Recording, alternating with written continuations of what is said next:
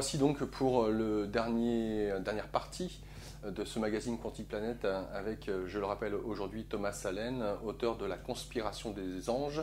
Nous allons aborder durant cette émission le volume 1, tome 1, sachant qu'il y a 4 volumes aujourd'hui. Donc c'est une sorte de préambule. Dans les autres volumes sont abordés aussi bien l'assassinat de Kennedy, le 11 septembre, et d'autres éléments qui sont fondamentaux pour comprendre peut-être un peu mieux les temps que nous vivons aujourd'hui. Juste pour faire une synthèse de l'émission que nous avons quittée précédemment, enfin de l'émission, en tout cas de la partie que nous avons quittée précédemment.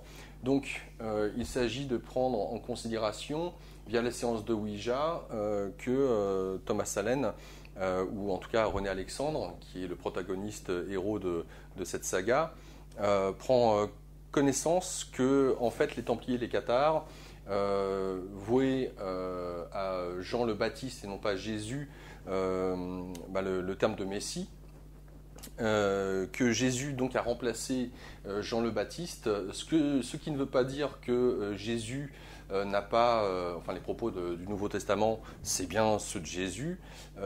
Jésus en fait a été juste le remplaçant par rapport à Jean le Baptiste qui a été tué justement trop tôt ou trop vite, aidé en sous-main indirectement ou directement par son cousin Jésus. Jésus donc étant le seul, puisque apparemment les gènes lui permettaient d'être le réceptacle adéquat dans l'instant présent pour accueillir l'énergie christique, voire peut-être d'Enki, après on peut en discuter, mais ce qui ressort des séances de Ouija, c'est que donc Cathars et Templiers donc voyaient comme étant le vrai Messie, non pas Jésus, mais Jean le Baptiste. Autre élément important, Jésus ne serait pas mort sur la croix, mais sur un poteau, la croix ayant été réservée uniquement aux voleurs, donc le poteau en question ayant servi de supplice, s'il en est. Après, le symbole de la croix, lui, a été mis en place car l'utilisation par la descendance d'Enlil, avec plus tard la création des premiers chrétiens et notamment leur installation au sein du Vatican. Pourquoi le Vatican? On l'apprend dans un des tomes, pas le premier. En fait, c'est à cet emplacement à Rome que Enki a eu la période la plus faste pour réunir et grandir les personnes qui étaient, on va dire, dans cette vision de sauver l'espèce humaine du joug d'Anu, son père. Et bien entendu, comme l'a toujours fait Enlil, c'est de récupérer les endroits, les symboles d'Enki pour les pervertir et les remplacer ou les alterner, et ce qui est considéré comme étant de la magie noire. Alors, vous êtes nombreux, bien évidemment, à vous dire « oui, alors Hollywood nous diffuse des messages, etc. » Et on a eu l'occasion d'en parler justement avec Thomas Salen. La question c'est de savoir si justement il y avait le désir conscient ou inconscient des réalisateurs, des producteurs, de diffuser un message. Est-ce que ce message est pour prévenir d'éléments ou d'événements à venir? Question. Ou alors consciemment ou inconsciemment, je le répète, ou alors pour nous prévenir à éviter que ces événements n'arrivent. Car dans les forces qui s'affrontent, il y en a des deux côtés. Le problème dans le cadre de la magie noire, c'est que vous le précisez dans un des ouvrages, je crois d'ailleurs que c'est le premier, le meilleur moyen pour faire en sorte par exemple de tuer quelqu'un, c'est de lui donner différents indices placés volontairement, consciemment sur son chemin, pour que quelque part, au niveau de son inconscient, il sente ou il sache que son heure va venir. Et en fait, en gros, c'est ça, voilà. Si vous voulez voilà, développer... c'est ça, tout à fait, c'est exactement ça. Les principes même de la magie noire, c'est de favoriser l'accomplissement d'un événement et pour y parvenir, eh bien, c'est de préparer l'environnement à accueillir favorablement cet événement. Donc, si on veut tuer effectivement quelqu'un, le mieux est de préparer la personne à se faire assassiner. Donc, consciemment, elle s'y prépare sans le savoir. Il y a en même temps les Cathars qui utilisaient Hermès, là aussi, vous l'apprenez lors d'une séance de Ouija. Oui. Les contrôleurs vivent-ils au niveau 1? Oui, non. Donc ce qui sous-entendait que ce sont les fameux EBE ou les humites qui sont effectivement issus d'un monde matériel comme le nôtre, tridimensionnel, mais qui à travers le voyage dans le temps, plissement de l'espace-temps, arrivent à cette dimension où les âmes venant de mourir errent dans cette sphère, et c'est là où ils sont donc recrutés et contrôlés, dirigés par les fameux contrôleurs humites. Le ver repartit dans la direction de son choix, m'évitant de me perdre dans mes propres questions. Il écrivit « Qatar utilisait Hermès ». Hermès le trismégiste ? Oui, était la réponse. Alors, il y a aussi un autre élément. Alors, qui était Hermès le trismégiste, à savoir Hermès le 3 fois grand, qui était aussi Thoth pour les Égyptiens, et qui est la référence des patrons de l'alchimie, puisque quand on parle des tables d'émeraude, c'est bien Hermès qui a écrit les tables d'émeraude, qui ont été traduites par Fulcanelli. D'ailleurs, qui a été Fulcanelli, on n'en sait pas très bien, là aussi. Quoi qu'il en soit, les tables d'émeraude ont existé, sont une référence pour bon nombre d'hermétistes. D'ailleurs, hermétiste vient d'Hermès, on y revient encore une fois. Hermès a été en même temps un bras droit d'Enki, là aussi, et a aidé à propager la connaissance, la lumière, donc auprès des hommes. Alors, quel serait ce secret ? Il serait lié à l'octagon. L'octagon, théorème mathématique de Pythagore. Oui. Alors je ne le connaissais pas, celui-ci, puis je ne l'ai pas trouvé. Et apparemment, c'était un théorème qui était diffusé enfin, parce que Pythagore avait une école de mystère avec des adeptes, donc il pratiquait un ascétisme extrêmement rigoureux. Et en fin de cycle de formation, ils apprenaient ce fameux théorème de l'octagon qui avait la propriété de pouvoir à la fois dématérialiser les corps pour les rematérialiser ailleurs. Alors le terme de théorème était assez étonnant, donc c'était en fait, cela voulait signifier simplement que c'était une loi naturelle et qu'il suffisait d'en connaître les variables pour pouvoir l'exercer. En fait, c'est un principe, c'est-à-dire qu'il n'était pas véritablement démontrable, donc c'est vraiment la définition d'un principe, donc on pourrait dire presque d'un théorème qui s'appuie sur un principe à l'origine. Donc il permet la dématérialisation des corps, leur rematérialisation, et il permet aussi la bilocation. C'est-à-dire qu'une personne peut se retrouver simultanément en deux endroits différents. Voilà. Padre Pio, par exemple. Voilà, entre autres, effectivement. Entre autres, oui. Voilà. Puisqu'on a parlé aussi d'arts martiaux, Maître Funakoshi, qui était l'inventeur d'une discipline d'art martial qui était donc le taekwondo. Non, c'est pas le taekwondo. C'est l'art ninja ? Non. Ça m'échappe. Et celui-ci était effectivement passé maître dans l'art de la bilocation. Voilà. Donc, il prenait des disciples et il réussissait à pouvoir donc apparaître en deux endroits différents, en prenant des disciples distincts pour pouvoir attester de leurs observations. Voilà. Donc c'est l'aïkido, voilà, je cherchais le terme, c'est pas le taekwondo, c'est le maître de l'aïkido, j'ai un petit peu pratiqué dans ma jeunesse. Donc j'ai eu connaissance de cette histoire avant le théorème de l'octagon. Mais je ne sais pas en quoi il consiste. Alors en tout cas, ça serait, donc les Cathares auraient été au courant de ça, et apparemment ça serait une clé pour comprendre la Merkaba. Alors la Merkaba, ou aussi appelée corps de lumière. Voilà. Et qui fait écho justement à deux pyramides inversées, l'une représentant le masculin et l'une le féminin, une tournant dans un sens et l'autre dans l'autre sens, et on retrouve effectivement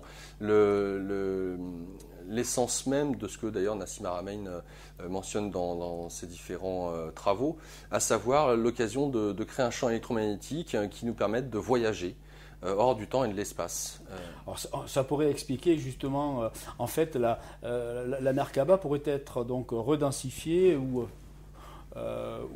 dédensifiée, c'est-à-dire que on pourrait permettre à celle-ci, qui est une empreinte du corps, de pouvoir, en se densifiant ailleurs, être une image à l'exactitude du corps initial, donc avoir le sentiment d'avoir deux corps identiques présents à deux endroits différents. Et à l'inverse, elle pouvait donc se dématérialiser, c'est-à-dire donc avoir une densité plus faible pour pouvoir se projeter à un autre endroit. Donc c'est le principe un petit peu de ce qu'on a rencontré dans certains films de science-fiction où on pouvait pratiquer la téléportation. Donc c'est une téléportation spirituelle.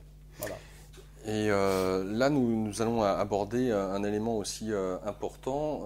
Nous allons commencer via le réseau Schumann, aborder justement le nazisme, en tout cas sa partie ésotérique ou occulte. Alors, la résonance Schumann, tout le monde a entendu parler de la résonance Schumann. Elle fait aussi écho à la résonance Hartmann. La résonance Schumann, donc, c'est l'énergie qui est générée, là aussi, elle se compte en Hertz, générée par la rotation de la Terre avec son noyau. Et cette dernière donc, a été mise du sceau de Schumann, bien qu'elle a été découverte auparavant. Exactement. Au XIXe siècle, tout à fait. Alors, Schumann, on parle de la résonance Schumann, mais qui était exactement Wolfgang Otto Schumann? Et ça, c'est très intéressant. En 1957, il est prof de faculté des sciences à Munich. Dans le roman, vous mettez en perspective la tentative d'assassinat, tentative, en tout cas par un juif dont le père avait été dans les camps nazis. Un ancien détenu, voilà. Ouais. Ça, un enfant ancien détenu. C'est une histoire vraie, ça? Alors, je ne sais pas. Non, la tentative d'assassinat, elle est romanesque. Elle m'a permis de pouvoir faire le lien. En revanche, le fait que Schumann ait été professeur à Munich semblerait être un fait historique. Et est-ce qu'il a été assassiné? Il est mort assassiné? Non, il a disparu mystérieusement. Donc, on peut suspecter qu'il ait été assassiné. Car lors d'une de ses expériences, il apparaîtrait que celui-ci est mort de façon donc très suspecte et que l'on pourrait assimiler à effectivement un assassinat. Alors, j'essaie de me renseigner d'un point de vue historique et je vous avouerai que j'ai rien trouvé qui pouvait infirmer ou valider cette affirmation que l'intelligence que nous avions accrochée nous avait révélée durant cette séance. Mais je l'ai pris comme exact. Sinon, il n'était pas possible de décrire un récit pertinent. Quoi. Voilà. Je comprends. Alors, Wolfgang Otto Schumann, donc, qui porte le nom de la résonance Schumann. Donc, la résonance Schumann, elle est aujourd'hui, je ne sais pas à combien elle est, présentement, ici et maintenant. Ce qui est certain, c'est qu'elle doit être supérieure à 15, 16, 17 Hertz. Voilà. Elle était à 7 et quelques à la fin du siècle précédent, c'est-à-dire à la fin du 19e siècle. Du 20e? Non, du 21e. Au 20e, donc du siècle d'avant. Encore d'avant. Du siècle d'avant. Si je dis du siècle d'avant le dernier, voilà. C'est l'avant-dernier siècle, dans le 19e. Elle était de l'ordre de 7,5 Hertz et elle a évolué jusqu'à atteindre à la fin des années, début des années 2000, autour de 13,5, et elle correspondait à peu près à la fréquence du cerveau humain. Donc il y avait une résonance entre donc les capacités cognitives de l'espèce humaine et la fréquence de Schumann qui est... c'est un peu compliqué comme énergie, elle se manifeste sous forme de fréquence, car il faut savoir que le champ magnétique terrestre, c'est pas un vecteur, c'est pas une ligne de force uniforme, parfaite, comme on l'imagine dans les manuels scolaires, orientée du nord au sud, mais du nord au sud magnétique et non pas géographique, il y a un petit écart entre les deux. Parce que l'axe de rotation est incliné par rapport à l'écliptique, bien évidemment. On en a un petit peu parlé lors de la première partie. Donc ce champ magnétique il n'est pas parfaitement linéaire et il y a de nombreuses irrégularités qui sont dispersées. Et ces irrégularités ont formé des cavités. Et ces cavités sont rentrées en vibration semble-t-il, avec la rotation de la Terre et ont créé un champ magnétique parasite. Voilà, qui provient du champ magnétique terrestre, mais qui a parasité celui-ci en se localisant en certaines régions de la surface de la Terre. Et ce qui est très étonnant, c'est que cette fréquence-là augmente régulièrement, alors qu'il n'y a aucune raison. Elle devrait plutôt ou se stabiliser, voire s'annuler. C'est comme un mouvement, en général, ils sont uniformément décélérés parce qu'il y a des frottements. Si vous lancez une balle au sol, elle va progressivement perdre de l'amplitude en raison des frottements de celle-ci avec l'air. Elle peut conserver son amplitude s'il n'y a pas d'air dans le vide. Mais en revanche, l'amplitude ne peut pas augmenter. Sinon, il faut donner une impulsion supplémentaire à chaque fois. Et c'est ce qui se passerait avec la fréquence de Schumann, qui se passe d'ailleurs avec l'expansion de l'univers, qui a une expansion uniformément accélérée. C'est pour ça qu'on parle d'énergie noire, parce qu'on se dit, mais si l'univers a une expansion qui à chaque fois prend plus de vitesse, qu'est-ce qui peut lui communiquer cette vitesse? C'est pas possible. D'accord, voilà. Donc on est confronté au même problème de l'expansion de l'univers au niveau de cette fréquence terrestre qui résulte d'une irrégularité du champ magnétique terrestre. Voilà. Il y a, Vous savez tout sur Schumann. Ouais. J'en sais pas plus. Voilà. En tout cas, ce qui est aussi mentionné à l'intérieur du livre, c'est qu'arrivé à 17 Hz, normalement, il est prévu, ou est-ce que c'est une spéculation, le basculement des pôles magnétiques, on s'entend. Alors là, ces spéculations ne s'appuient pas sur des événements scientifiques avérés. Moi, pourquoi 17 non. Je pense qu'aujourd'hui, alors je n'ai pas la valeur exacte, mais je pense qu'on avait dépassé, on a approché cette valeur, sinon on l'a dépassée il n'y a pas très longtemps. Et vous voyez, la Terre tourne encore. Je pense que c'est autre chose, c'est une influence extérieure. Comment l'expliquer? La Terre, c'est une planète tellurique qui possède un noyau ferreux. Donc, ce noyau ferreux, en rotation, provoque un champ magnétique qui est orienté.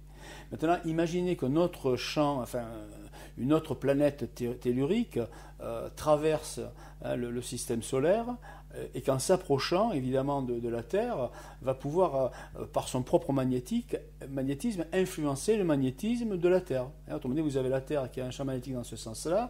Si vous avez un champ magnétique qui arrive en sens opposé, vous allez avoir une résultante. Alors, suivant l'intensité de l'un ou de l'autre, c'est le corps étranger qui va se voir influencer ou c'est le corps étranger qui va influencer la Terre. Il se trouve que ce corps pourrait être très massif, et étant très massif, il aura pour tendance à voir le champ magnétique terrestre donc progressivement basculer. C'est-à-dire faire en sorte que le pôle nord progressivement devienne le pôle sud. Au sens magnétique, la Terre ne va pas se renverser.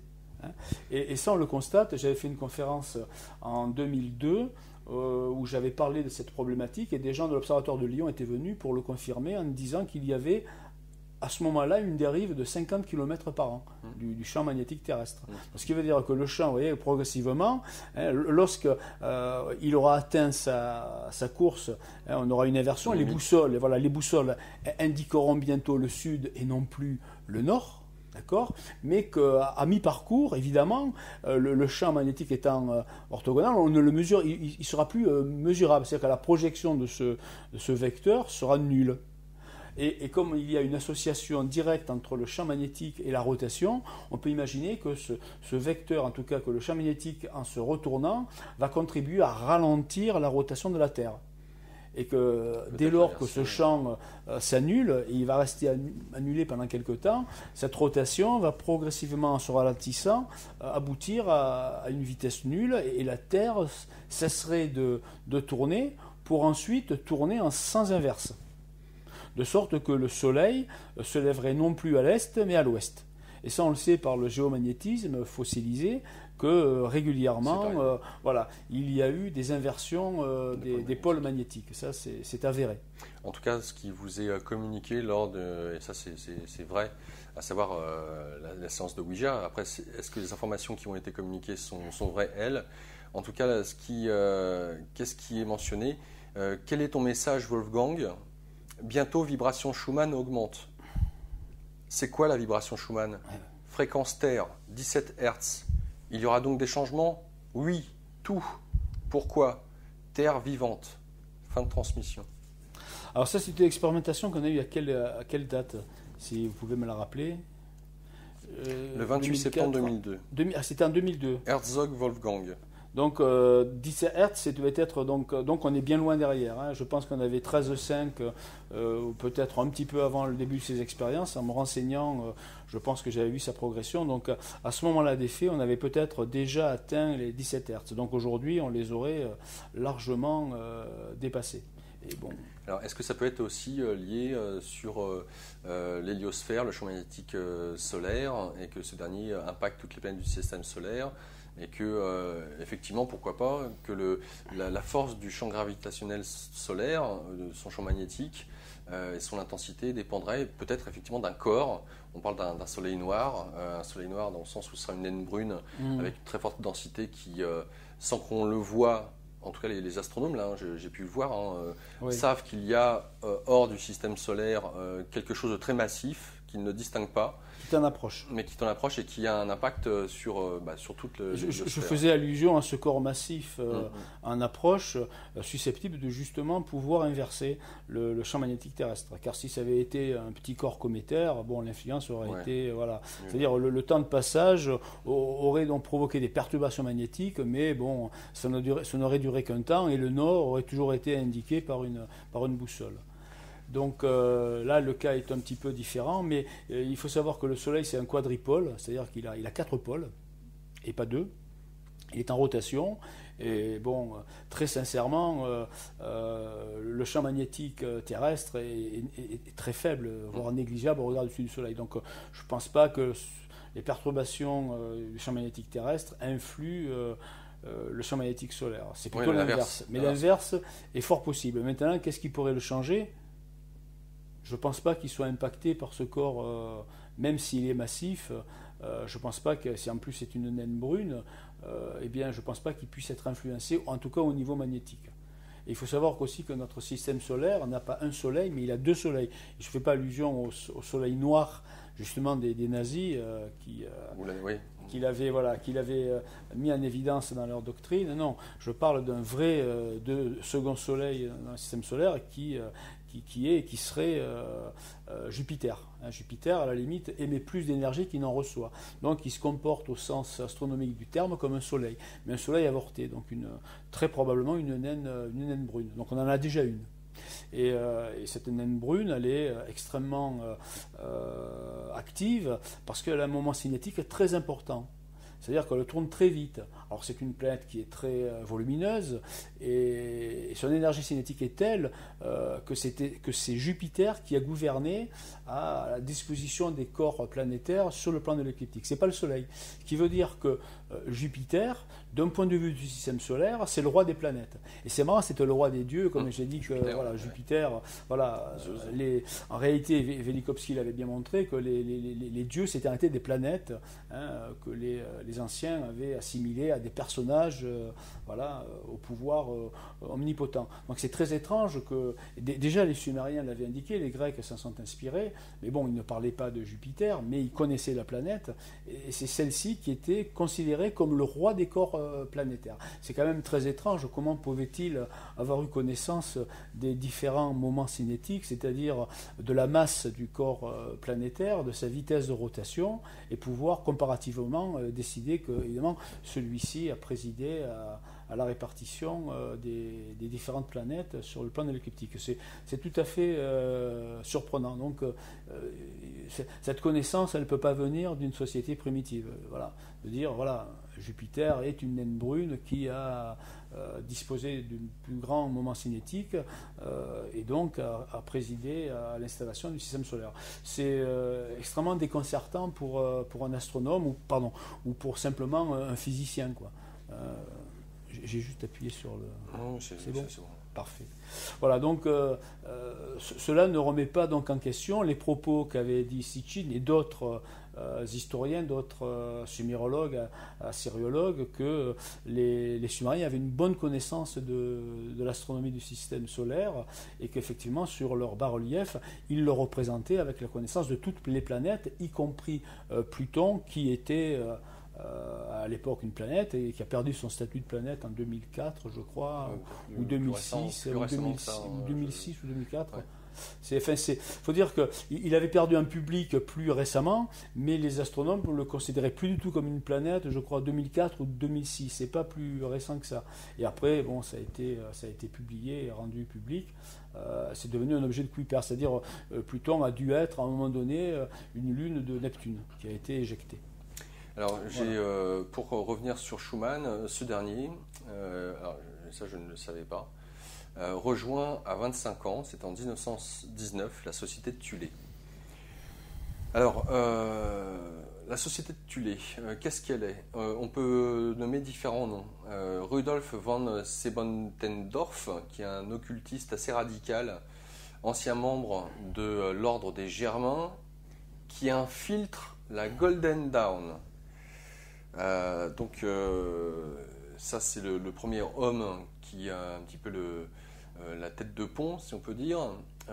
Vient aussi Aleister Crowley, qui en fait partie. Le général Karl Ossenhorf, qui est un des disciples de Gurdjieff. Lothar Weiss, qui est un aviateur de combat. Hans Gerlotte, qui fait partie est un prélat, qui fait partie de la Société des héritiers des Templiers. Ainsi que Maria Orsic, qui est un médium célèbre du Maghreb. Alors, toutes ces différentes personnes se réunissent et ont un plan en tête, bien particulier, bien spécifique. Donc, pour revenir au fondateur, s'il en est, c'est Bentendorf, qui est un occultiste, donc ancien membre de l'ordre des Germains, un mot peut-être sur l'ordre des Germains, qui infiltre la Golden Dawn.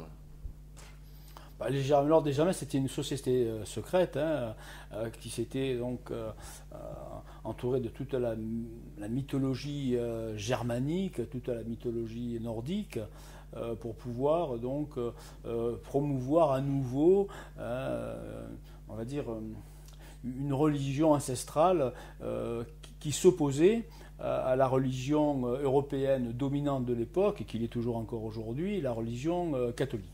Voilà. Donc c'était un retour au polythéisme. Voilà. Donc c'était une façon de... Il n'y avait pas d'autre moyen peut-être, ils n'ont pas cherché à faire dans le détail, pour s'opposer à cette fausse religion qu'ils considéraient comme étant extrêmement néfaste pour l'humanité et représentée par le Vatican. Il n'y avait pas d'autre solution que d'en provoquer une autre avec plus de Dieu, de revenir aux sources. Donc c'était un petit peu l'ordre des Germains. Alors, ce qui est intéressant, c'est qu'il infiltre la Golden Dawn dans un but bien spécifique avec les autres personnages que je viens de citer. Alors, qu'est-ce que la Golden Dawn avant qu'elle soit infiltrée par ces Bentendorf, et que devient la Golden Dawn? Alors, la Golden Dawn, j'en parle dans le tome 2, je crois, vers la fin. C'est dommage de tout révéler, quoi, de dire comment elle est constituée. C'est vrai.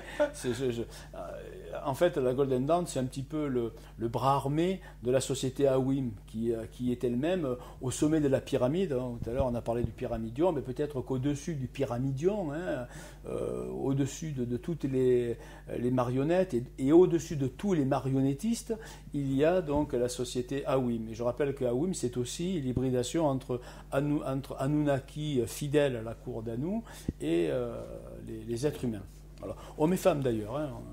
Si même si au départ c'était des Anunnaki mâles qui s'accouplaient avec des humaines, après l'inverse est vrai aussi. Donc, pour agir, Awim avait donc mis en place la Golden Dawn qui était son bras armé.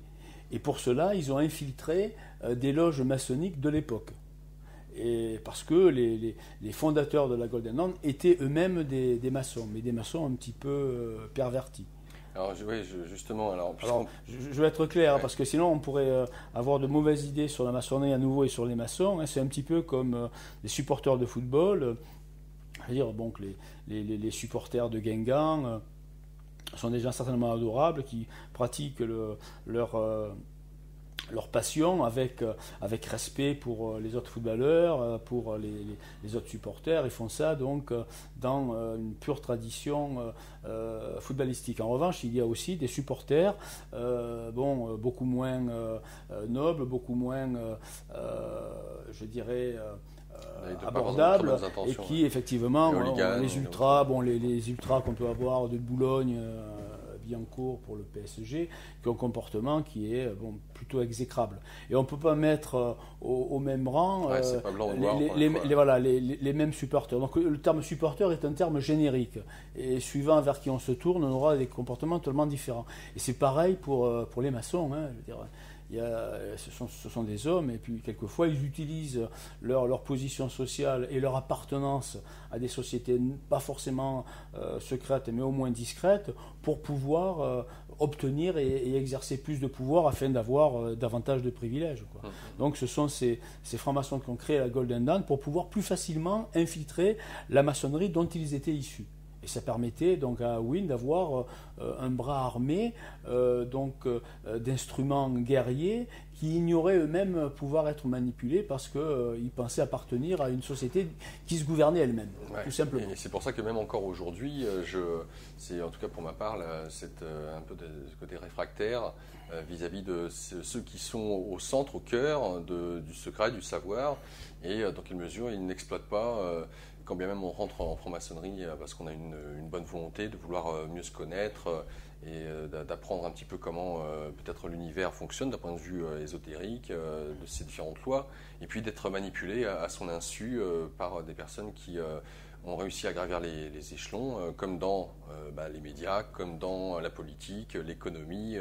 Voilà, il peut y avoir effectivement des personnes qui sont dévouées, qui veulent œuvrer pour le bien commun et qui se retrouvent à être gangrénées par quelqu'un qui a pris la place du chef des chefs et qui, lui, par contre, ne voit pas le bien commun. Donc c'est extrêmement difficile, mais vous avez raison de mettre une distinction sur finalement tous ces luttes de pouvoir interne, parce que c'est vraiment de ça dont il s'agit. Concernant en tout cas la Golden Dawn, j'y reviens. Alors qu'est-ce qu'il est advenu des Templiers après leur chute, une fois que ces derniers ont été tués, emprisonnés, que le roi Philippe le Bel a réussi à obtenir toute la richesse des Templiers et que le pape obtient, on va dire, la suprématie du pouvoir intemporel sur cette partie de l'Europe. Eh bien, ces derniers s'enfuient au Portugal, en Écosse, en Amérique, et la faction la plus sombre en Allemagne.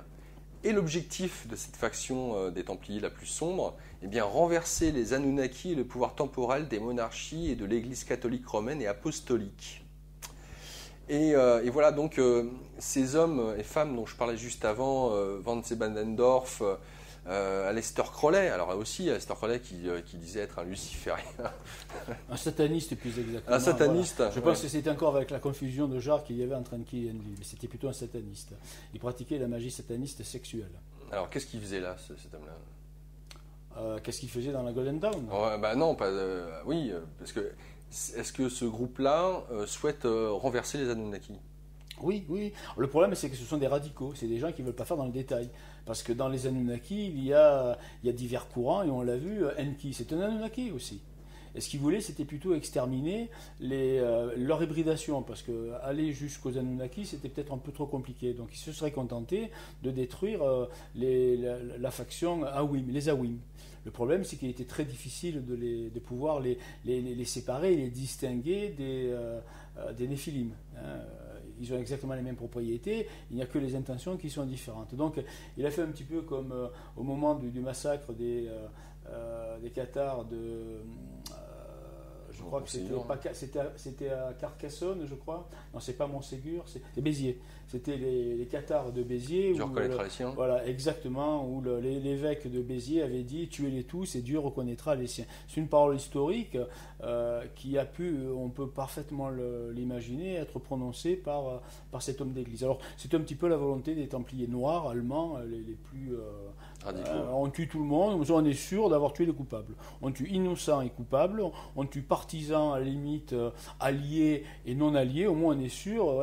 C'est-à-dire qu'il vaut mieux tuer à la limite un coupable plutôt que de le laisser vivre au milieu de 100 innocents. Donc on préfère tuer 100 innocents et un coupable, au moins on a tué un coupable. Il y a vraiment la notion quand il y a un cancer, on va mettre le rayon partout, comme ça au moins on grille tout et c'est bon. C'est extra. Alors, je ne dis pas que c'est radical parce que le terme radical je n'aime pas trop parce que étymologiquement ça veut dire qu'il revient aux sources, à la racine. C'est plutôt extrémiste, voilà. C'est un mouvement extrémiste. Voilà, c'est plus juste dans son acception.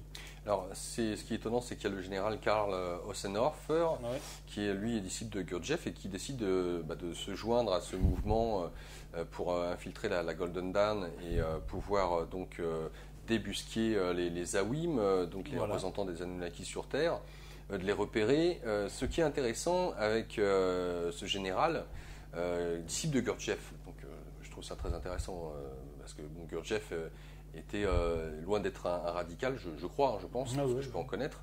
Mais qu'est-ce que fait cet homme? Eh bien, il se rend au Tibet et il va débusquer l'ordre des bonnets jaunes et l'ordre des bonnets noirs. D'ailleurs, c'est intéressant parce que vous n'avez pas fait mention des bonnets rouges. Non. Et parce qu'historiquement, ils ont sollicité que ces deux ordres-là et pas les bonnets rouges. Donc, allez donc savoir pourquoi.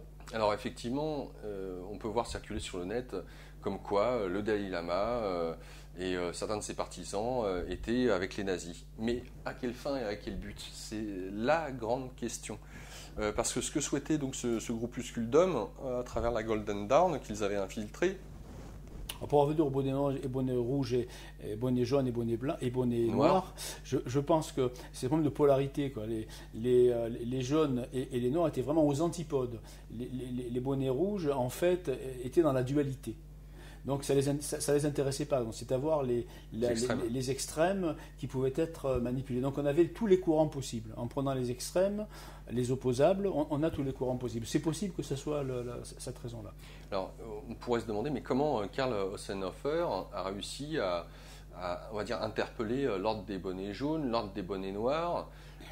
C'est vraiment très intéressant. Eh bien, quelque part, j'en suis amené à penser, parce qu'il a été effectivement, lorsque les SS ont été décimés et que le bunker d'Hitler a été découvert à la fin de la guerre, il y avait effectivement ce qui laissait présager être une cérémonie mystique, ésotérique, puisqu'il y avait des lamas tibétains déguisés entre guillemets en SS, Oui. tous morts Et dans un l'inverse, rituel. des SS déguisés en lama tibétain. Ouais. Enfin, donc des Allemands déguisés en lama tibétain et des Tibétains en habits de SS. Parce qu'il faut savoir que les SS, c'est un ordre religieux, c'est pas un ordre militaire. C'est la Waffen-SS, c'est devenu plus tard. La Waffen-SS, elle est arrivée tardivement sur les champs de bataille. C'était le bras armé des SS, mais c'est un bras religieux, comme on pourrait dire éventuellement les Chevaliers du Christ étaient le bras armé du Vatican, de l'Église catholique. Mais l'Église catholique, c'est un ordre religieux. Et les SS, c'est vraiment un ordre religieux. Les SS étaient intronisés et ils faisaient une espèce d'ordination, quoi. Ça ressemblait à l'ordination d'un prêtre. C'est extrêmement étrange comme attitude. L'école des SS, c'était une école religieuse. Et en tout cas, pourquoi ou quel a été l'intérêt, qu'est-ce qu'on peut dire, Karl Ossenhofer et les autres, pour convaincre les bonnets jaunes et les bonnets noirs de les rejoindre, si on peut dire ça comme ça, à travers leur projet? Quel était le projet? Encore une fois, c'était par rapport aux maîtres du monde, les Awim, les Anunnaki, de les dégager. Et ils les auraient localisés. Alors, où ça? On en revient à l'hyperborée, la Terre creuse. Exactement. Voilà. Ils les auraient localisés donc, dans la Terre creuse. C'est-à-dire que ces créatures Anunnaki ne vivraient pas à la surface de la Terre, mais, enfin en tout cas à la surface extérieure de la Terre, mais vivraient à l'intérieur de la lithosphère terrestre, dont la rotation provoquerait une gravitation donc inverse et assurerait une vie tout à fait possible sur la croûte terrestre intérieure. Le magma donc terrestre se comportant comme une espèce de soleil central. Et c'était peut-être ça le vrai soleil noir des nazis, et pas simplement le soleil noir de la galaxie qu'on dit être maintenant un trou noir. Donc je pense que c'est qu'une aberration mathématique, mais bon, ça c'est encore un autre problème qui n'a rien à voir avec le sujet. Donc moi je ne crois pas trop à l'existence des trous noirs, ça fait, voilà, c'est joli, c'est poétique, mais... Ce qui nous amène, en tout cas donc, on rappelle que l'ordre des bonnets jaunes et l'ordre des bonnets noirs avaient une connaissance chamanique en rapport avec les états de conscience et historique très, très abondante, très féconde sur les pouvoirs humains ou surhumains et comment à travers la conscience pouvoir aussi développer certaines caractéristiques, d'où la race ou l'idée de la race aryenne complètement ridicule de la part des Allemands. Et en même temps, ce qui est intéressant, c'est que en Himalaya se trouvait ou se trouverait certaines entrées pour aller accéder à cette terre creuse. Exactement, c'est pour cette raison. L'Agartha, Shambhala, le roi du monde, Maha, qui est donc le représentant sur terre des Awim, donc qui est en lien direct avec Anu. Et donc cette société, la Golden Dawn, qui par la suite ne deviendra pas tant la société de Thulé, mais il sera lié indirectement. Il y a un lien, oui. Comme la société de Thulé ensuite donnera naissance à la société du Vril, parce que la société de Thulé, c'est pas une société née au 19e siècle, elle est née au début du siècle précédent, donc au début du 20e, donc dans les années 1910, un petit peu avant la Première Guerre mondiale. Et cette société de Thulé, donc, avec encore une fois plus ou moins les personnages que j'ai cités plus tôt, Oui. cherche à recruter. Et il leur faut quelqu'un, une sorte de messie qui soit charismatique, qui puisse Entraîner rassembler les foules, entraîner le peuple. Et c'est là. Et c'est pour ça qu'ils infiltrent les syndicats. Il faut savoir que le parti nazi, d'abord, c'était le parti des travailleurs national-socialistes. Voilà. Enfin, ça, d'abord, c'était le NADP, c'était donc le parti des travailleurs allemands. Le DAP, c'est le Deutsche Arbeiterpartei, donc c'est le parti des travailleurs allemands. Puis après, c'est devenu le NADP, le parti national des travailleurs allemands, puis après le parti national-socialiste qui est devenu le parti nazi. Donc il y a une progression, voilà. Donc ils étaient à l'extrême des mouvements populaires. Donc c'était plutôt, alors bon, je sais, peut-être que je vais en faire rebondir, mais c'était plutôt une extrême gauche qu'une extrême droite. Par rapport à l'idéologie, puisqu'en fait, c'est une idéologie issue du peuple. Et c'est dans le milieu des ouvriers qu'ils se sont manifestés. Après, le comportement, il avait un comportement totalitaire qu'on associe à l'extrême droite, mais l'idéologie, elle n'était pas d'extrême droite. C'est une idéologie d'extrême gauche, voilà. Oui, nationaliste. Voilà, c'est étrange, mais c'est comme ça. Il faut dire des choses. Alors, c'est très tabou comme sujet, parce que dire ça fait révisionniste, ça fait fasciste. Mais l'histoire, c'est l'histoire. Hein. Il faut dire les mots tels qu'ils sont utilisés avec leur bonne connotation. Ça ne veut pas dire que le parti nazi n'est pas contestable. C'est une déviance d'un extrême. Tous les extrémismes aboutissent à des déviances. Voilà. Mais celui-ci a été, je pense, j'espère, source de compréhension pour bon nombre de ces Allemands qui, en voulant œuvrer dans un certain sens avec un certain radicalisme, finalement ont reçu à l'aune de ce qu'ils ont mis en énergie.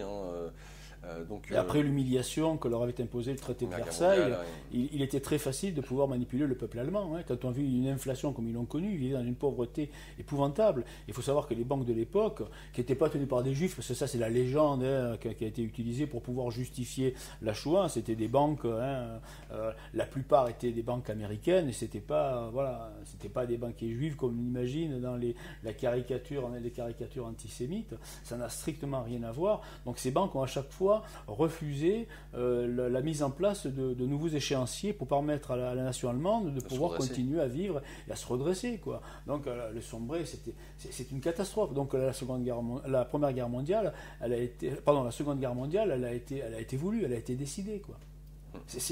Et de façon plus planétaire que la première. Hein, où c'était encore peut-être plus localisé en Europe avec l'assassinat de l'archiduc Ferdinand d'Autriche par la société, la main noire, la société serbe. Donc là, c'était localisé là, ça a une envergure planétaire.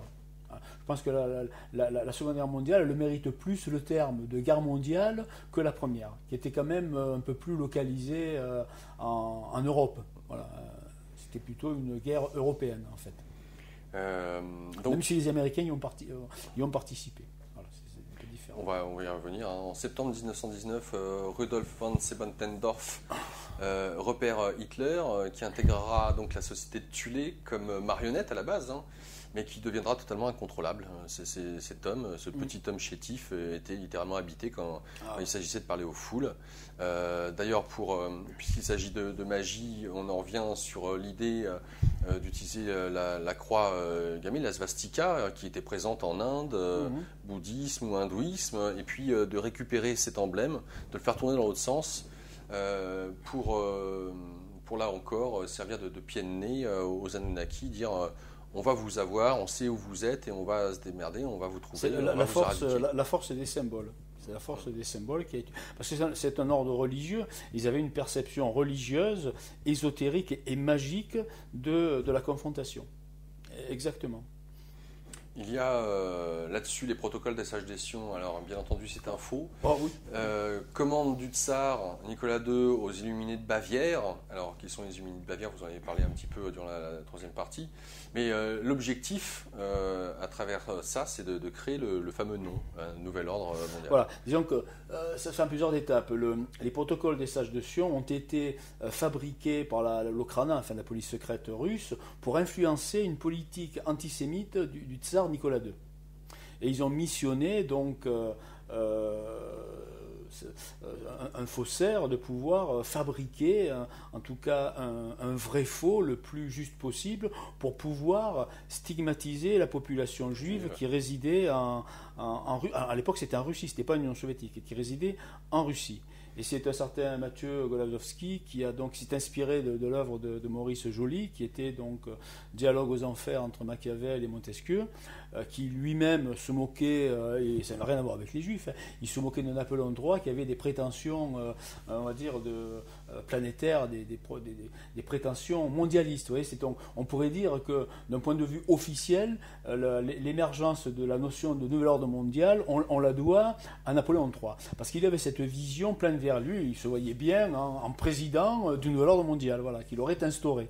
Donc Maurice Joly, qui était un pamphlétaire, s'est moqué un petit peu de Napoléon III en construisant ce dialogue.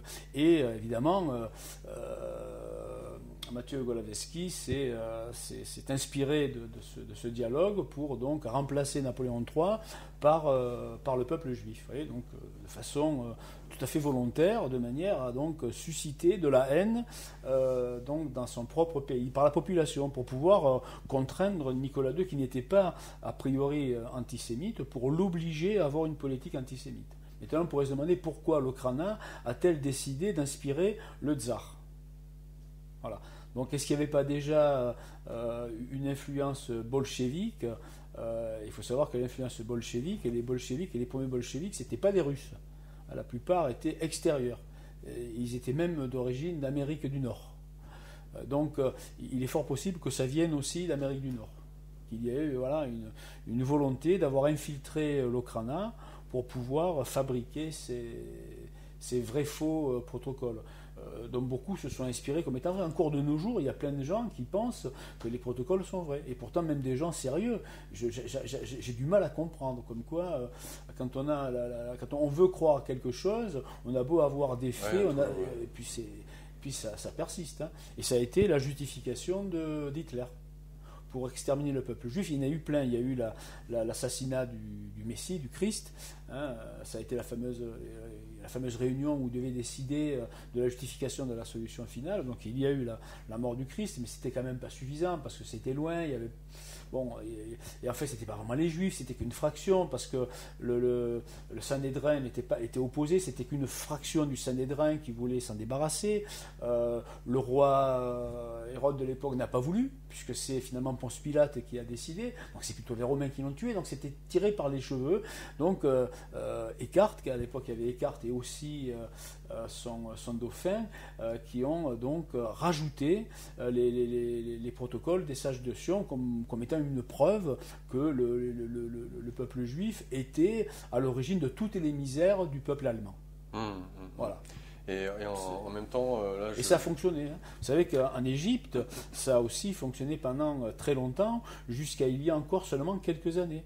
Hein, on trouvait une série télévisée qui mettait donc justement en scène les protocoles des sages de Sion. Ah, carrément. Ah oui, on mettrait... c'est hallucinant. J'ai vu ça sur je ne sais plus quelle chaîne, en tout cas c'est un extrait de cette série-là, donc diffusée en Égypte. C'était, on se demande, donc plus d'un siècle plus tard, il y avait encore cette influence-là, quoi. En tout cas, je peux faire mention pour les internautes qui souhaiteraient approfondir un petit peu la question de se tourner vers Pierre Hillard, qui, en début de cette année 2016, a eu l'occasion de faire une conférence où il faisait mention de deux factions juives, orthodoxes et une autre dite laïque, qui s'affrontent, puisque là aussi, même si on a une qui est laïque, s'appuie sur les textes fondateurs du judaïsme pour réinstaurer le fait que les juifs devraient avoir un pays, et ce serait pour certaines factions d'entre elles donc associé avec les nazis à l'époque pour favoriser la création de l'État d'Israël. Donc voilà, je renvoie en tout cas à Pierre Hillard pour avoir plus de détails et approfondir la question. Dans cette idée d'aller à la Terre creuse, il y a aussi des différents... alors, est-ce que ça, c'est un mythe? Pareil, on cherche, on regarde, Google, les cartes, et des témoignages. Il y a des témoignages d'hommes qui ont été des marins importants, des capitaines, et ça à différentes époques, qui ont donné ces témoignages comme quoi ils ont découvert à l'intérieur de la Terre. Mais par contre, les satellites ne nous montrent pas grand-chose. Mais vous avez fouillé la question. Oui, on a trouvé certaines missions, alors je ne sais pas si c'est la STS 51 ou 41, enfin, qui avaient quand même pu récupérer des clichés qui manifestement montraient une très forte dépression donc au pôle Nord. Tant et si bien que la controverse a été telle que la NASA a toujours précisé qu'il s'agissait d'un défaut de l'objectif et ou de la pellicule. Donc, conjonction des deux événements, on avait le sentiment d'avoir une cavité dépressionnaire importante. C'était un petit peu tiré par les cheveux. Et depuis cet incident, la NASA n'a plus jamais voulu que les photos satellitaires soient directement diffusées en public. Elles passent par des stations au sol où elles sont d'abord traitées avant de pouvoir entrer dans le circuit public. Toutes. Donc toutes les images qu'on a eues après cette mission-là, des photos, que ce soit des photos satellitaires ou des photos des différentes missions de navettes spatiales américaines, toutes proviennent d'un traitement préalable en station au sol. Voilà, ça c'est avéré. Pourquoi? On peut se le demander. La réponse a été oui, c'est pour avoir de plus jolis clichés, parce que les images ne sont pas toujours de bonne qualité. On veut donner au public ce qu'il y a de mieux. Voilà. Mais pas forcément ce qu'il y a de plus vrai. Et en même temps, on pourrait se dire, si vraiment c'était le cas, si vraiment la Terre était creuse, on le saurait depuis le temps. Il y a des bateaux qui passent pas forcément. en Antarctique. Le pôle Nord, c'est quoi, d'un point de vue c'est la mer, géophysique? Oui, non, mais c'est 90 degrés de latitude nord. Voilà. Il faut aller à 90 degrés de latitude nord. Là, c'est le pôle Nord. Eh bien, toutes les missions que j'ai pu voir, les gens avaient, sur l'équivalent de leur GPS, ils n'avaient pas ce degré de latitude. Ils étaient toujours inférieurs à 80 degrés de latitude nord. Je me souviens d'une émission où un journaliste présentait le pôle Nord, il faisait semblant de tourner sur lui-même en disant voilà, je tourne autour du monde, quoi. Je fais la voilà. Et en réalité, quand on regardait les coordonnées satellitaires, il était à peine plus de 70 degrés. Il avait près de 30 degrés d'écart pour être au pôle Nord. Il s'en passe des choses. Et il s'avérerait que d'ailleurs la cavité et l'incurvation de l'entrée au pôle Nord, comme ça doit être le cas aussi au pôle Sud, eh bien, apparaîtrait à partir de 83 degrés de latitude nord. 83 degrés. Donc il y a encore de la marge entre 70. Alors la circonférence ferait autour de 2500 km, c'est quand même énorme. Et il faut savoir aussi que plusieurs missions ont tenté de vérifier ou d'invalider. Et ces missions n'ont jamais abouti. Je me souviens de... Très récente. Hein. Oui, des missions relativement récentes, enfin des missions qui ont eu lieu dans les années, au début des années 2000. Il y en a eu deux, enfin à ma connaissance, il y en a eu deux. La première, je crois, avait été organisée par un aventurier suédois qui proposait donc un tarif de 1500 € à chacun des participants. Moi, j'ai été, je me souviens, tenté à l'époque, mais bon, financièrement parlant, en plus, je m'occupais de ma fille qui était très jeune, c'était un petit peu compliqué, mais j'ai quand même suivi l'affaire d'assez près, et peu de temps avant le départ de l'expédition, eh bien, ce malheureux aventurier est décédé dans des conditions qui n'ont jamais été éclaircies. Ouais, c'est récent. Hein. Oui, la mission a été donc abandonnée et un autre aventurier, un autre navigateur a voulu prendre le relais avec, je me demande si ce n'était pas le même brise-glace russe, c'est fort possible. Toujours est-il qu'il a subi le même sort. Donc aucune des deux missions n'a pu aller jusqu'au bout. Alors ensuite, j'ai eu beaucoup d'amis un petit peu globetrotters, dont le fameux médecin... je ne sais plus si la question m'avait été posée à l'antenne, qui était en fait, voilà, il était un petit peu le médiateur, l'ami commun entre les Étienne et moi-même, et lui c'était un médecin qui était spécialisé dans la médecine de l'extrême. Voir jusqu'où le corps humain pouvait aller dans des conditions climatiques sévères, et donc il était très au fait des expéditions qui se passaient dans des contrées septentrionales très éloignées, dont justement le pôle Nord. Eh bien, j'ai su par lui et puis plein d'autres ensuite qu'il était impossible et très compliqué d'organiser des expéditions à cet endroit. Alors on peut aller jusqu'au Cap Nord, on peut aller autour, on peut aller dans le Spitzberg, on pourrait aller donc dans des villes très septentrionales, mais au-delà de ce cercle polaire, on pourrait dire, eh bien, c'est pas possible. Voilà, on n'obtient pas les autorisations et il est pratiquement impossible d'aller vraiment au pôle Nord. Donc en réalité, tous ces journalistes qu'on voit et qui prétendent être au pôle Nord, ben, ils ne sont pas à 90 degrés de latitude nord. Ils en sont proches, mais ils n'y sont pas. Donc ça veut dire qu'au sein même du continent antarctique, il y a aussi cette cavité. Ah oui, oui, le continent antarctique. Alors, le continent antarctique, normalement aussi. Par contre, on n'a pas de preuves photographiques comme on l'a eu avec la mission STS, je ne sais plus, 51 ou 41 ou 47. Donc, il n'y a pas de preuves photographiques. Mais dans le comportement de la formation d'une planète, on peut imaginer que les corps légers, donc terreux, soient partis à la périphérie du corps planétaire, le noyau ferreux soit resté au centre, et entre les deux, eh bien, qu'il y ait eu une cavité gazeuse. Vous voyez, ça paraît parfaitement logique. Il n'y a aucune raison, parce qu'on a soit du fer, soit de la terre, des silicates, du fer, et puis rien d'autre. Donc, soit on est à la périphérie, soit on est au centre. Et il est fort possible que tous les corps planétaires du système solaire aient subi le même sort, donc que toutes les planètes soient creuses, et que ça soit le prototype même d'une planète. Fraction, ouais, voilà. Les planètes doivent être... donc là aussi, voilà. Toutes les photos des planètes que l'on voit, Mars, Jupiter, voilà, Neptune, où on peut les voir aussi. Voilà. Et il y a quelques photos qui justement laissent entendre une cavité au pôle Nord de Mars. Il y a quelques clichés qui circulent. Alors bon, là, je ne peux pas savoir si elles n'ont pas été truquées ou retouchées, c'est difficile. Moi, je ne suis pas un spécialiste, je ne suis pas un expert des images numériques, mais c'est vrai que leur observation, elle est plutôt surprenante. Aujourd'hui, il n'y a pas que la NASA, la Chine, les Russes... Ils sont probablement au courant. Hein, mais là aussi, si les Américains ou la NASA ne veulent pas divulguer, pourquoi est-ce que les Russes ou les Chinois ne le font pas? Parce que, vous savez, il y a, on va dire même entre ennemis, entre frères ennemis, il y a des sujets tabous que l'on partage. Voilà. Moi, je me rappelle, lorsqu'il y avait eu le débat qui a opposé Valéry Giscard d'Estaing à François Mitterrand, eh bien, jamais François Mitterrand n'a parlé de Bokassa à... Valéry Giscard d'Estaing, alors que c'était très facile, et il ne l'a pas fait. Il y a des sujets d'entente, et pourtant ces deux hommes-là se détestaient cordialement. Voilà. Ils ne l'ont pas fait. Et puis il y a d'autres éléments. Il faut savoir aussi dans le contexte historique du 19e siècle, Jules Verne, avec son voyage au centre de la Terre, voilà, il a écrit ce livre, pourquoi? Parce qu'il a traduit un petit peu l'ambiance de l'époque. Il y a une lettre célèbre, je crois, qui avait été rédigée par un ensemble de scientifiques à l'Académie royale de physique de la cour d'Angleterre pour organiser justement une expédition au centre de la Terre, avec tous les arguments. Donc les scientifiques étaient convaincus que la Terre était creuse au 19e siècle.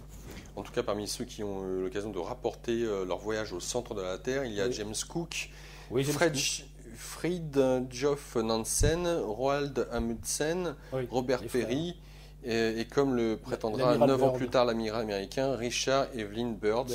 Tous connaissaient le contenu de la lettre envoyée par le héros de la guerre de 1812, le capitaine John Cleves Simes, au Congrès américain, à des directeurs d'université et à divers savants, le vendredi 10 avril 1818, je cite, « Au monde entier, je déclare que la Terre est creuse et habitable intérieurement ». Voilà, c'est quand même 1818. Voilà, début 1812, début du 19e siècle, c'est quand même incroyable.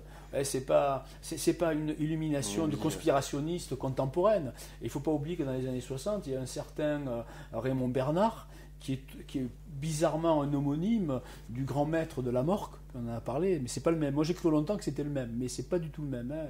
Il porte le même nom, c'est une coïncidence.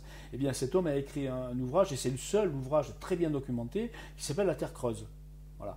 Et c'est un ouvrage qui a été diffusé pendant quelques années, mais très peu de temps quand même. On l'a trouvé très peu d'années après sa parution, et il a complètement disparu du paysage, et il a été pendant très très longtemps impossible de se le procurer, même chez les éditeurs originaux.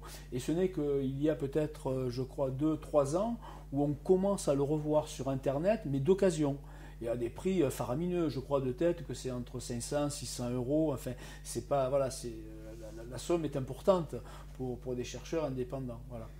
Ce qui montre bien l'intérêt, ceux qui le vendent, hein, c'est pour des raisons purement pécuniaires, mais ça montre bien que c'est un ouvrage qui est devenu extrêmement rare. Et on peut comprendre l'intérêt des nazis pour justement l'Antarctique. Voilà, l'Antarctique et puis le Tibet.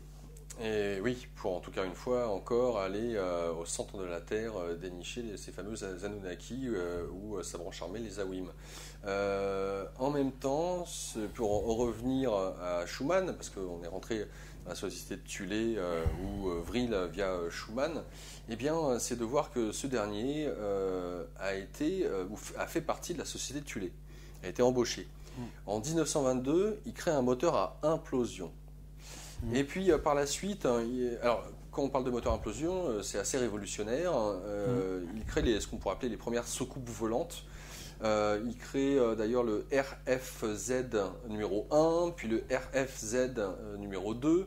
Donc engin circulaire à antigravitation avec moteur à implosion à propulsion Vril. Le premier essai a lieu à Brandebourg en 34-35.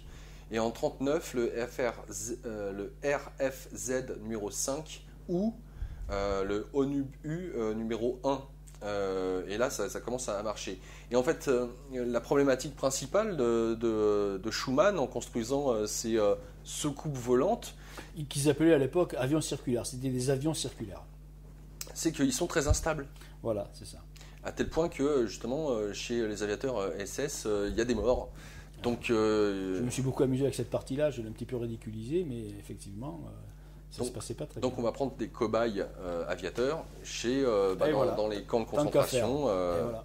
Bien évidemment. Et c'est là où justement Schumann comprend à travers la lecture de certains de ses articles que la problématique principale réside dans le fait qu'il y a un champ qui vient interférer sur le champ gravitationnel de ces engins. Mais d'où vient ce champ, il ne le comprend pas au début. Exactement. Et c'est là, en fouillant, qu'il découvre que la Terre émet elle-même un champ, et c'est ça qui fait que ces soucoupes volantes, ces premiers avions volants circulaires, eh bien, sont extrêmement difficiles à diriger. À manœuvrer, absolument, absolument. Donc c'est l'origine un petit peu, on va dire, de la fréquence de Schumann. Au sein du livre, on fait un petit détour avec les capitaux des nazis en provenance de banques américaines, notamment de celle de Prescott Bush. Oui, exactement, qui a été condamné pour intelligence avec l'ennemi en 2004. À la fin de la guerre, toutes ces entreprises, bon, il n'y a pas que les banques, il y a des entreprises américaines, feront l'objet d'une saisie du gouvernement américain pour coopération avec le Troisième Reich et commerce avec l'ennemi. Oui. Une de ces sociétés, qui exploitait des mines en Pologne, allait jusqu'à utiliser de la main-d'œuvre gratuite en provenance des camps d'Auschwitz. Tout à fait. Bienvenue dans mon monde, se félicitait Enlil, donc Satan, le fils d'Anou, autrement dit, donc Satan. C'était spécifié. Donc ça, c'était une petite parenthèse parce que tout ce beau monde là aussi se connaît et ont une vision commune. Alors est-ce qu'il y a aussi le désir quand on parle de la famille Bush, les Rockefeller, les plus connus, Dupont et Rothschild, etc. De quelle faction sont-ils? Est-ce qu'on parle de la faction Enki? Est-ce qu'on parle de la faction Enlil? Et s'ils sont de la faction Enki, sont-ils là aussi des extrémistes Non, là c'est vraiment délibérément la faction Enlil. Ouais, délibérément. Ouais. Il n'y a aucun doute là-dessus. Et on y abordera juste dans ce premier tome, justement tout ce qui a trait aux enlèvements d'enfants. On fera un petit détour dans ce premier tome, et vous l'effleurez, parce qu'il y en a, je ne sais plus si c'est le deuxième ou le troisième. C'est dans le deuxième que j'en parle beaucoup plus. On y plonge littéralement, avec justement le Bohemian's Groove. Ouais. On parlera aussi du Bilderberg, un petit peu dans celui-là, beaucoup plus dans les autres. Sur la fin, oui, un chapitre qui lui est consacré. Comme les 300, comme on parle des Bilderberg, et on comprend mieux d'où vient le chiffre 322. Voilà, oui. Par exemple. Exactement. Relié aux Illuminés de Bavière et à son fondateur. Donc la résonance Schumann est en augmentation, et il est spécifié, page 207, que ça a un impact sur la cohérence cardiaque, les ondes cérébrales, et donc potentiellement sur le basculement des pôles. Et on nous dit, vous nous dites plutôt que la résonance Schumann, si elle a un certain degré d'intensité, eh bien, peut avoir directement un impact sur notre vision, nous faire apparaître des choses, nous faire entendre des choses, voire totalement manipuler, contrôler un humain. Elle interfère avec notre système neurocognitif, quoi. Donc après, il peut y avoir des parasites, et ces parasites peuvent créer des images ou avoir des images retraitées, quoi. Donc ce qu'on appelle des hallucinations visuelles et auditives, absolument. Donc moi j'ai pensé aussi forcément au projet ARP, enfin au projet à ARP. Ouais, ouais.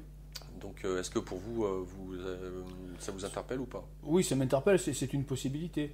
ARP, c'est un système artificiel. L'argent de Schumann, c'est un système naturel, mais qui peut être amplifié artificiellement.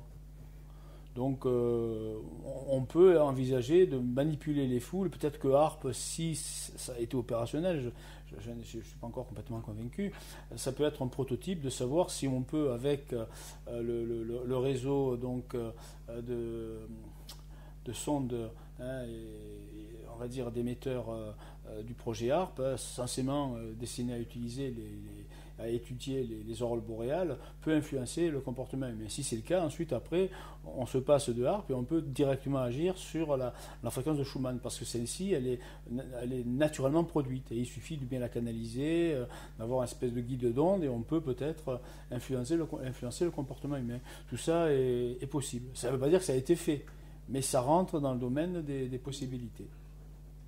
Donc après les Hanubu oui. de Schumann, Oui. ce fut les Vril, Oui. jusqu'au Vril numéro 7. Oui. Et ce dernier faisait 120 mètres de long, a été le seul exemplaire qui a fonctionné, et c'est ce que comptait l'Allemagne nazie pour pouvoir envahir l'Angleterre. Et en tout cas, vous pensez, je ne sais pas, que c'est à travers justement ce Vril numéro 7 que Hitler a permis d'être évacué vers l'Antarctique. Oui, c'est une possibilité. Voilà, je m'en suis un petit peu amusé. C'est une extrapolation. Donc là, j'ai pas eu de certitude. La source avec laquelle nous étions en communication était plutôt évasive. Donc j'ai dû un petit peu combler les lacunes. Et c'était le modèle qui paraissait le plus logique. Donc je me suis peut-être un petit peu avancé. Donc je ne peux pas certifier. De toute façon, même tout le reste, c'est peut-être même faux. Mais au moins, je peux toujours dire, voilà, c'est la source qui nous a orientés dans cette direction-là. Je suis allé un petit peu au-delà parce qu'il me manquait des trous. Enfin, j'avais des trous, il me manquait des informations. Donc, je les ai un peu complétées. Mais il faut savoir que le projet des V7, des Vril, des Hanebu, étaient des projets réels parce que les Alliés ont retrouvé des documents donc avec l'opération Paperclip, donc qui était utilisée pour exfiltrer des savants nazis aux États-Unis, et il y avait l'équivalent aussi chez les soviétiques afin de pouvoir mettre en pratique le savoir-faire allemand pour pouvoir doper l'industrie américaine. Eh bien, on a retrouvé des documents concernant donc la mise en place d'aérodynes circulaires de façon extrêmement détaillée et très pertinente. Alors, des tests auraient été faits et des tests concluants. On a même eu des photos, c'est-à-dire qu'on avait seulement les documents, mais ce n'était pas que des documents de papier, on avait aussi des clichés où l'on voyait ces prototypes. Alors certains étaient au sol, d'autres, en moins grand nombre, semblaient être effectivement en opération en vol atmosphérique. Bon, était-ce des trucages, je l'ignore. Il y a un document, enfin un livre très intéressant qui en parle, qui s'appelle Soleil Noir, j'ai plus le nom de l'auteur, et que l'on retrouve, où l'on retrouve ces avions circulaires, et c'est paru aux éditions du Camion Noir. Voilà. Donc c'est un gros pavé qui reprend un petit peu tout le projet d'avion circulaire allemand. Mais ça a fasciné beaucoup de gens. Hollywood, il y a quelques années, a fait un film justement où une partie des nazis aurait pu échapper aux Alliés et se serait réfugié sur la face cachée de la Lune avec des avions circulaires. Ouais. Voilà, c'était une comédie, une farce. Mais peut-être que c'était même pour décrédibiliser. Mais ça montre que quand même, ça n'a pas laissé indifférent. Ouais. À tel point même que Roy Tines, lorsqu'il a produit la fameuse série culte Les Envahisseurs, eh bien, les nefs extraterrestres ressemblaient à l'identique au Vril 7, justement. Ils avaient exactement la même forme. Ouais. Donc, vous voyez, on en parlait déjà dans les années 60. Puisque vous parlez du projet Paperclip, Schumann... J'ai dit Roy Tines, mais c'est l'acteur, pardon. C'est Quinn Martin, c'était le producteur. Roy Tines était l'acteur qui jouait le rôle de David Vincent. Voilà. Puisqu'on parle de Schumann en 1957, donc Schumann a été récupéré par justement le projet Paperclip. Et puis donc il revient par la suite, une fois qu'il a servi les Américains, si on peut dire ça comme ça, en Allemagne ou en Autriche. En Allemagne, à Munich. Ouais, voilà. Et il fait part de ses travaux enfin, il est prévu qu'il fasse part de ses travaux dans un mensuel munichois. Oui. Alors, est-ce qu'il y arrive à les publier avant sa mort ou... Il n'a pas réussi à les publier puisqu'on n'a rien concernant on va dire de sa plume, en tout cas j'ai pas trouvé, hein, concernant des travaux sur la production d'aérodynes circulaires, s'appuyant justement sur les moteurs à implosion et évitant les perturbations de la fréquence de Schumann. J'ai rien trouvé dans ce sens-là, ni en langue française ni en langue allemande. Bon, peut-être qu'il a publié, mais que ces publications ont été ensuite saisies par des autorités locales, hein, après la réunification des deux Allemagnes, ou même avant, je ne sais pas. Vous savez, ça fait loin, hein, c'est loin. Hein. Paperclip, c'est 45, hein, et ça a duré pendant une quinzaine, vingtaine d'années, quoi. D'ailleurs, ce qui est intéressant de noter, c'est peut-être justement l'occasion de faire une bref aparté avec ce qui s'est passé avec les bobines Tesla. On sait que Tesla a fait coiffer au poteau un peu Edison justement pour le courant alternatif et en même temps a sorti des centaines de brevets qui ont totalement révolutionné les États-Unis. On sait que Tesla a travaillé pour le gouvernement américain, notamment pour les militaires. Et ce que vous mettez en avant dans le deuxième tome, c'est que les militaires américains avaient fait appel à Tesla pour tenter que ce dernier mette au point un système qui permette aux bateaux, voire peut-être certainement avions par la suite, mais en tout cas ça a commencé pour les bateaux, d'être invisibles au radar. Ouais, parce que les Américains savaient très bien qu'une fois qu'ils allaient se lancer dans la bataille de la Seconde Guerre mondiale, eh bien une partie de celle-ci se ferait sur les mers. Et que l'issue de la guerre eh bien, se déciderait en grande partie sur les mers et les océans. Donc le gros problème des bâtiments de guerre, parce qu'ils sont très lents, on n'est pas dans l'air, on n'est pas sur terre, ces bâtiments sont très lents et sont faciles à repérer. Donc c'était de pouvoir justement disposer d'un bouclier magnétique, donc d'un perturbateur magnétique qui empêcherait les ondes radar de pouvoir évidemment s'y réfléchir et de pouvoir ou les traverser ou les dévier de sorte que les bâtiments soient totalement transparents à l'ennemi. Et donc évidemment Tesla a été l'un des premiers à être finalement choisi par l'état-major américain, en tout cas la marine américaine, pour pouvoir conduire ce projet. Alors ce que je ne savais pas, c'est que donc sur cette fameuse expérience de Philadelphie, où donc le gratin est convié de grands responsables américains dans le domaine militaire, mais aussi des officiels. Voilà, il est prévu que l'expérience se fasse pour la première fois avec l'équipage complet sur le bateau dans la baie de Philadelphie. USS Eldridge. Ouais. D'ailleurs, il y a un film qui a été réalisé, Philadelphia Experiment, que je peux vous inviter à regarder. Ce n'est pas que des bêtises, malgré le fait que ce soit un film avec une petite histoire d'amour, mais c'est très intéressant ce qui est mentionné. En amont de ça, c'est que Tesla s'est rendu compte du danger potentiel de sa bobine sur le navire, le croiseur, et a essayé de saboter. Exactement. Il a saboté son propre projet, si je puis dire, pour éviter de mettre en péril l'équipage. Et il a été découvert, viré. Et il a été viré du projet. Remplacé. Il a été remplacé. Par, je ne sais plus le nom. Je ne me souviens plus, je sais qu'Einstein y a participé un temps, mais il y en a beaucoup d'autres qui ont contribué. D'ailleurs, le projet de l'expérience de Philadelphie, avant, ça s'appelait le projet Phoenix. Il a eu plusieurs noms, mais le projet originel, c'est le projet Phoenix. Alors, il y a quelques scientifiques. Alors, il me semble qu'il y a eu, sur la fin, l'un des derniers responsables, puisque je fais le lien avec le projet Montauk, c'est Newman. C'est von Neumann qui est le dernier à avoir hérité du projet. Mais il y en a eu quelques autres avant lui. Je crois qu'Einstein y a été impliqué pendant quelques temps. Voilà, donc entre Tesla et von Neumann, il y en a eu quelques-uns. En tout cas, ce qui s'est passé, enfin vous avez fouillé, cherché à investiguer là-dessus, c'est qu'effectivement le bateau au moment des essais, donc on est en 1945 là, on est 43. 43. Donc il y a tout le gratin qui assiste au bord de la baie, le bateau est visible, ainsi que les radars pour voir si l'expérience a marché. La bobine est lancée et celui qui se trouve derrière son écran radar dit « Ouais, super, le bateau a disparu. Oui, oui, il a disparu, mais en vrai. » Et le bateau n'est plus là, n'existe plus, n'est plus présent. Il fait des bonds de centaines de kilomètres. Il réapparaît 400 km. À 2 à 3 reprises comme ça. Ce que j'ai pu voir, il a pu faire ça en 2-3 reprises, mais l'histoire a retenu un seul bond. Un seul bond. Un seul bond à Norfolk, 400 km plus au sud, depuis la baie de Philadelphie.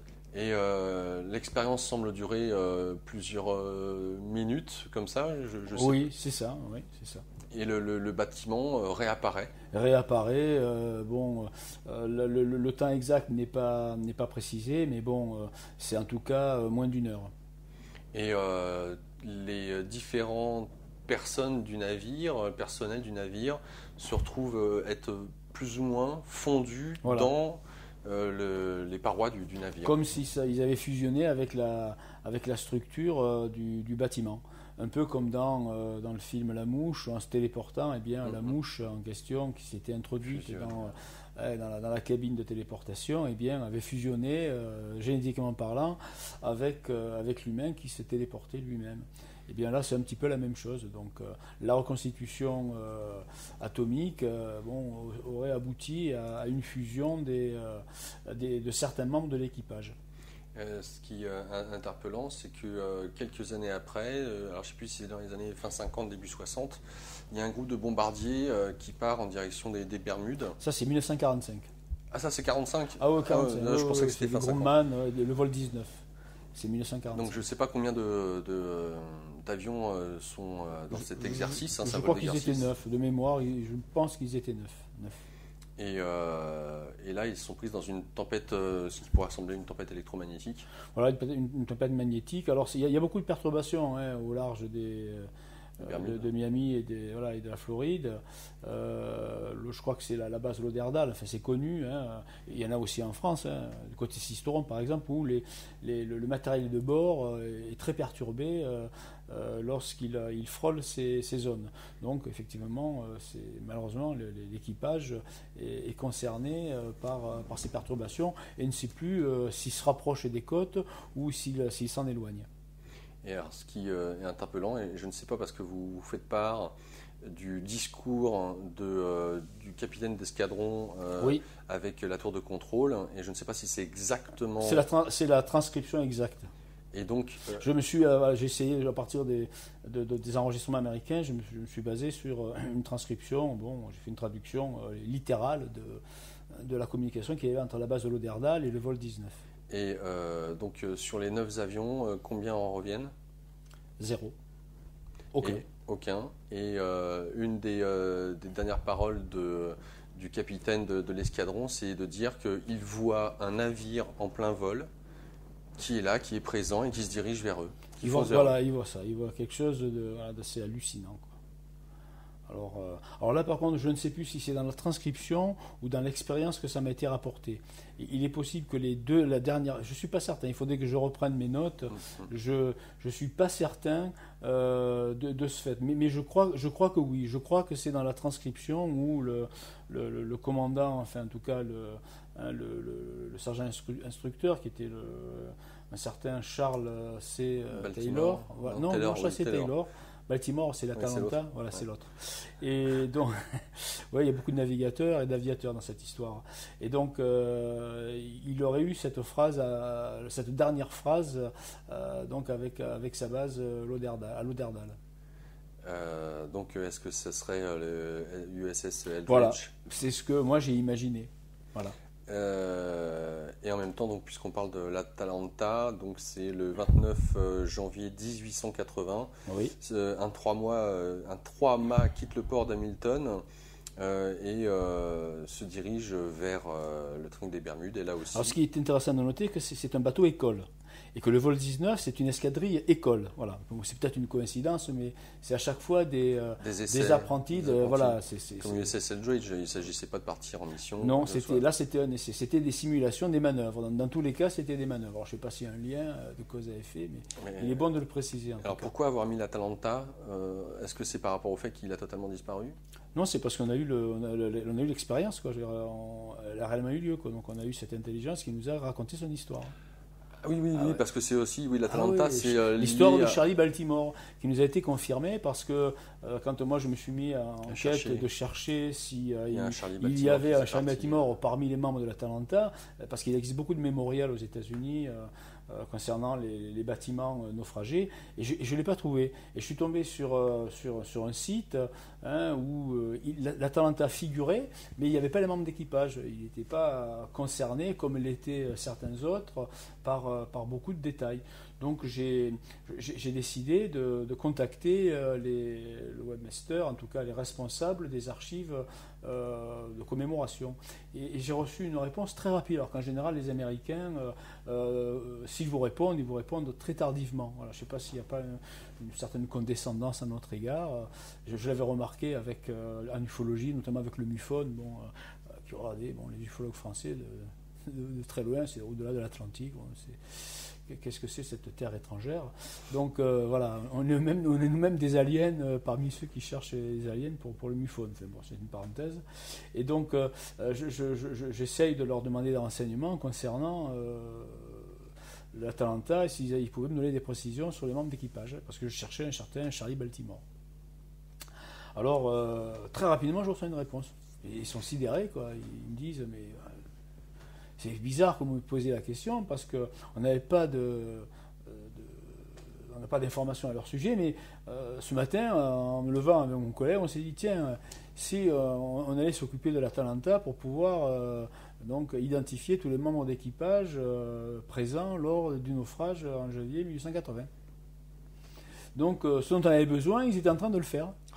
C'est une extraordinaire coïncidence, et quelques temps plus tard, peut-être un mois ou moins d'un mois plus tard, je reçois une nouvelle réponse de leur part, et ils nous disent qu'ils n'ont pas trouvé de Charlie Baltimore, mais ils ont trouvé un Charles Camp qui venait de Baltimore. Il fallait savoir qu'à l'époque, on nommait les marins, surtout les élèves officiers, non pas en fonction de leur patronyme, mais en fonction de leur ville d'origine. Donc lui, il était Charlie de Baltimore, donc probablement Charlie Baltimore. Voilà.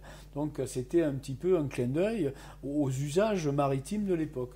Donc ça consolidait la validation deux fois, parce qu'il y avait probablement, on avait identifié le Charlie Baltimore, mais en plus le défunt se comportait comme à l'époque il était d'usage de le faire. Donc c'était très, très surprenant. Donc et ce dernier dit lors d'une tempête gigantesque qui voit notamment un cuirassé et un escadron Enfin, pour lui, c'est le futur, il ne comprend pas ce qu'il voit. Oui, on peut dire ça, oui.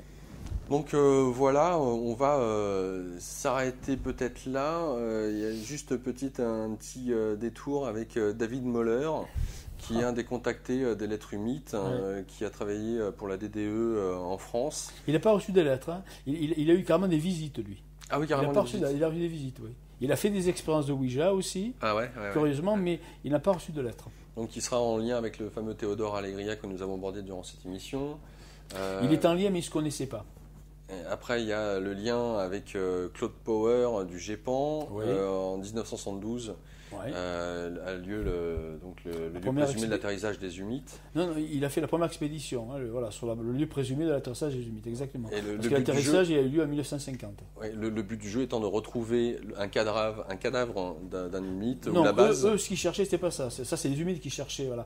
Ce que cherchaient Power et les militaires de la gendarmerie française à l'époque, c'était la galerie à l'intérieur de laquelle ces prétendus humides se seraient réfugiés en 1950. Parce qu'ils espéraient que ces derniers y auraient laissé du matériel. Voilà. Donc, ils ont réagi comme peut-être ont réagi les Américains avec Roswell. Voilà. Peut-être qu'ils nous ont laissé un cadeau. Voilà. C'est peut-être comme ça qu'ils ont vu les choses. Donc le GEPAN deviendra le CEPRA avec Jean-Jacques Velasco par la suite. Puis le GIPAN. Alors je regarde si à travers mes notes... Chose qu'on peut mentionner qui est aussi intéressant, c'est que René Alexandre, donc cet universitaire, ce héros, avec son ami Sylvain Naudin, vont être suivis du regard en plus par une agence secrète gouvernementale, mais on ne sait pas trop vers de qui elle est à la solde. Il y a des liens comme ça qui se font entre les observateurs et les observés à travers donc, ces cellules secrètes clandestines de cette agence qui existe en France. Enfin voilà un petit peu pour faire le tableau général des sujets qui sont abordés durant juste ce premier tome. Voilà, donc les contrôleurs, volume 1, tome 1, la conspiration des anges, Thomas Allen. Allen, A2LEN, c'est aux éditions Percé, que vous pouvez vous procurer directement en allant sur le site de Percé, P-E-R-S-E-E. Thomas Allen, un grand merci pour avoir répondu présent déjà pour cette invitation. Il faut savoir que ça n'a pas été simple de vous contacter. D'un moment où on vous a contacté, oui, mais pas évident d'avoir le créneau ou le bon contact.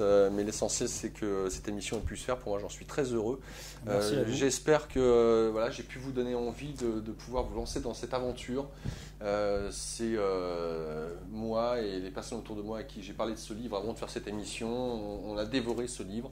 Il est encore une fois très très bien écrit. Vous passerez un excellent moment. Et sans pour autant vouloir convaincre qui que ce soit, de le lire en restant l'esprit ouvert, et puis si certaines choses vous interpellent, tout simplement d'aller enquêter vous-même, d'aller chercher, fouiller, internet, téléphone, enfin voilà. Ce qui pourra vous permettre peut-être d'y voir un peu plus clair dans ce brouhaha ésotérico-spirituel où on y voit l'histoire de l'humanité et de ce qui se passe dans notre instant présent. Donc merci beaucoup pour avoir suivi cette longue émission, et puis voilà. Peut-être on vous retrouvera pour les 10 autres, les autres volumes. Les autres volumes. Voilà. Et puis un grand merci. Voilà, je ne peux que vous souhaiter bon vent. Et à bientôt, j'espère, pour une émission comparable. Au revoir Thomas Allen. Au revoir. Au revoir Laurent.